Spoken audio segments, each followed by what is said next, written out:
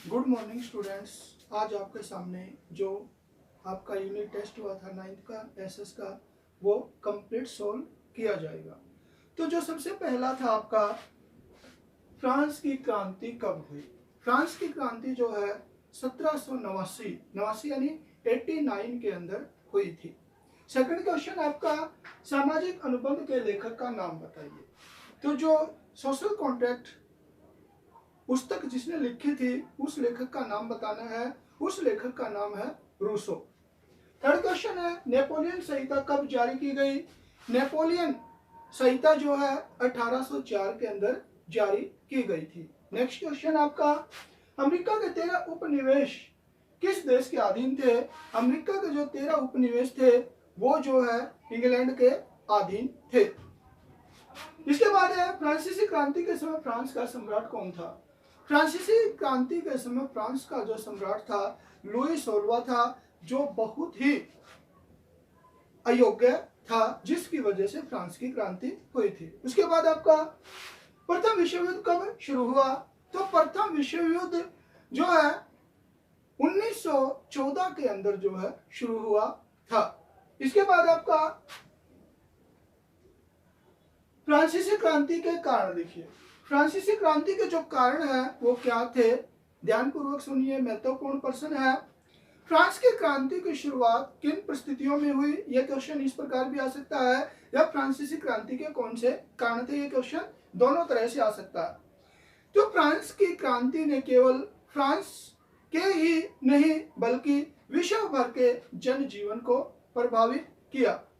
France की क्रांति के प्रमुख जो कारण थे वो इस प्रकार से है। सामाजिक कारण, फ्रांसीसी समाज का ढांचा दोषपूर्ण था। देश की 90% जनसंख्या किसान वर्ग से संबंधित थी, लेकिन जमीनों पर कुलीनों, चर्च और अमीरों का अधिकार था। कुलीन वर्ग और पादरी वर्ग के लोगों को विशेषाधिकार मिला हुआ था, यानी कि इनको किसी प्रकार का कोई टैक्स नहीं देना पड़ता था।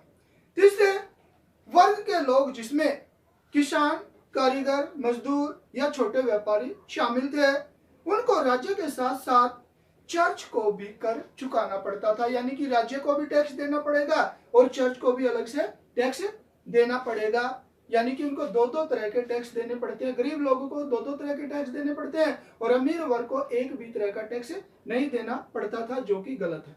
उसके बाद आपका राजनीतिक कारण, क्रांति के समय फ्रांस का सम्राट लुई 16वां अपने दायित्व से उदासीन रहने वाला सम्राट था, और जो लुई 16वें की पत्नी थी वो भी जो है शासन कार्यों के अंदर बिना वजह इंटरफेयर करती रहती थी। उसकी इच्छा होती वो अपनी चहेतों को, चाहे उसमें योग्यता हो चाहे न हो, उनको ऊंचे ऊंचे पदों पर आसीन करवा देती थी, जिसकी वजह से राजनीतिक व्यवस्था अस्त व्यस्त हो चुकी थी। उसके बाद आर्थिक कारण, अमेरिका के 13 उपनिवेशों के स्वतंत्रता आंदोलन में मदद करने पर फ्रांस पर जो पहले ही कर्ज के बोझ के तले दबा हुआ था, 10 अरब रुपए का बोझ और बढ़ गया। यानी कि जो अमेरिका के 13 उपनिवेश थे, इंग्लैंड से आजाद करवाने के लिए उसने जो है विदेशों से 10 अरब रुपए उधार लिए थे, और पहले ही जो फ्रांस के ऊपर बहुत ज्यादा गरीबी या आर्थिक स्थिति खराब थी, और 10 अरब रुपए और उधारे लेने की वजह से उसकी स्थिति और ज्यादा खराब हो गई। राजमहल पर फिजूल खर्ची की जाती थी, यानी कि राजमहल में किसी चीज की जरूरत नहीं होती थी, तो भी बिना वजह से जो उसके ऊपर पैसा खराब किया जाता था। गरीब लोगों पर करों का बोझ बहुत अधिक हो गया, यानी कि गरीब लोगों के ऊपर, जैसे मान लीजिए 10 अरब रुपए उधारे लिए, तो उसके ऊपर भी ब्याज देना था, और उस ब्याज को और उस पैसे को दोबारा से जिस देश से उधार लिए थे उसको देने के लिए गरीब जनता पर टैक्स लगाया गया, और जिसकी वजह से गरीब जनता बहुत दुखी हुई और युद्ध की स्थिति या क्रांति की स्थिति बन गई। उसके बाद आ जाता है दार्शनिकों का योगदान। रूसो, दार्शनिकों में सबसे पहले रूसो आता है। रूसो ने अपनी पुस्तक सामाजिक अनुबंध में राजा के दैवीय अधिकारों पर प्रहार किया। तो कहने का मतलब यह है कि राजा लोग ये मानते थे कि उन्हें धरती पर राज करने के लिए परमात्मा ने भेजा है, लेकिन उसकी इस बात को जो है रूसो ने नकारा। उसने ये कहा कि राजा भी जो है साधारण जन की तरह ही है, भगवान ने उनको किसी तरह से कोई स्पेशल अधिकार नहीं दिए हैं। तो इस प्रकार से जो देवी अधिकार थे उनके ऊपर उसने प्रहार किया। उसके बाद मॉन्टेस्क्यू ने अपनी पुस्तक the secret of the laws में सरकार के अंदर विधान पालिका, कार्यपालिका और न्यायपालिका के बीच सत्ता के विभाजन की बात की। तो मॉन्टेस्क्यू ने यह कहा कि सारी शक्तियां एक व्यक्ति के हाथों में न होकर अलग अलग अंगों के अंदर जो है होनी चाहिए, जैसे कार्यपालिका के अंदर, विधान पालिका के अंदर, न्यायपालिका के अंदर, ताकि एक कोई भी अंग जो है ज्यादा शक्तिशाली न बने, लेकिन सारी पावर जो है राजा के पास थी, जिसकी वजह से क्रांति की भूमिका तैयार हो रही थी। उसके बाद आ जाता है आपका तात्कालिक कारण। फ्रांस के राजा लुई सोलवे ने करों को बढ़ा दिया था और उस बढ़े हुए करों की अनुमति लेने के लिए उसने जो है 5 मई 1789 को स्टेटस जर्नल की बैठक बुलाई। इसके अंदर जो है प्रथम स्टेटस, दूसरे स्टेटस, तीसरे स्टेटस ने अपने अपने प्रतिनिधियों को भेजा। प्रथम स्टेटस ने 300 प्रतिनिधियों को, द्वितीय स्टेटस ने 300 प्रतिनिधियों को, तृतीय स्टेटस ने 600 प्रतिनिधियों को भेजा। उनकी सभा हुई तो तीसरे स्टेटस ने मांग की कि प्रत्येक प्रतिनिधि को मत देने का अधिकार होना चाहिए।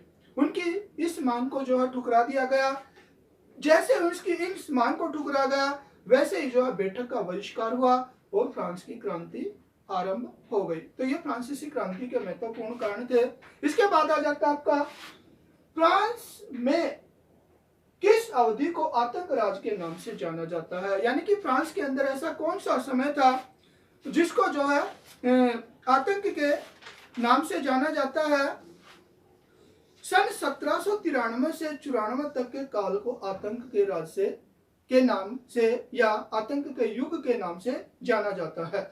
उस समय जो है रोबेस्पियर शासक था वहां का, उसने जो है नियंत्रण और दंड की कठोर नीति अपनाई। उसके हिसाब से गणतंत्र के जो भी शत्रु थे, जैसे कुलीन एवं पादरी वर्ग, अन्य राजनीतिक दलों के सदस्य, उसकी कार्यशैली से असहमत रखने वाले पार्टी के सदस्य, उन सभी को गिरफ्तार किया गया और उनको जेलों के अंदर डाल दिया गया और न्यायालय द्वारा उन पर मुकदमा चलाया गया।